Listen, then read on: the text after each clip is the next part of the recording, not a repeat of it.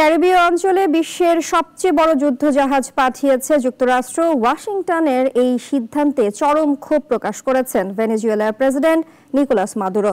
তার অভিযোগ, যুক্তরাষ্ট্র ইচ্ছে করে যুদ্ধ বাঁধাতে চাইছে। অন্যদিকে ওয়াশিংটন বলছে, মাদক বিরোধী অভিযানের অংশ হিসেবেই এই মোতায়েন। ভেনেজুয়েলাকে কেন্দ্র করে উত্তপ্ত হয়ে উঠেছে ক্যারিবীয় অঞ্চল। মার্কিন প্রতিরক্ষামন্ত্রী পিট হেগসেথের নির্দেশে ভূমধ্য সাগর থেকে বিমানবাহী রণতরী ইউএসএস জেরাল্ড আর ফোর্ড এখন যাত্রা করছে লাতিন আমেরিকার দিকে।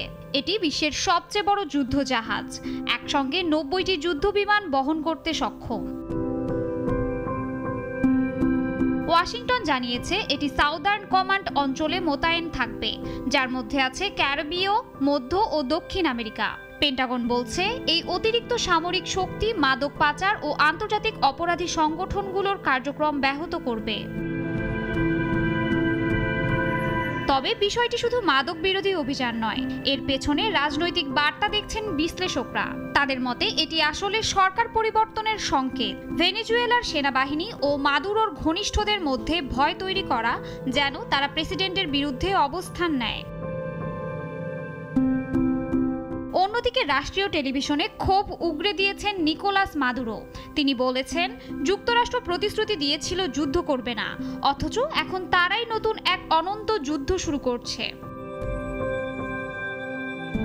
সাম্প্রতিক সপ্তাহগুলোতে যুক্তরাষ্ট্র একাধিকবার ক্যারিবীয় অঞ্চলে হামলা চালিয়েছে।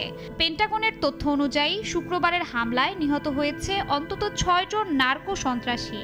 এ অভিযান চালানো হয়েছে ক্রেন দে আরাগুয়া নামের এক অপরাধী চক্রের জাহাজে।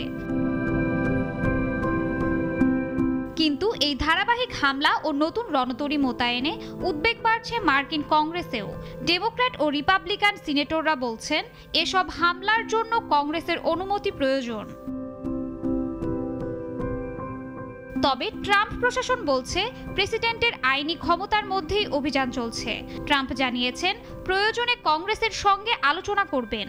ক্যারিবীয় সাগরে যুক্তরাষ্ট্রের এই শক্তি প্রদর্শন এখন শুধু আঞ্চলিক নয়, বরং নতুন এক বৈশ্বিক উত্তেজনার ইঙ্গিত দিচ্ছে।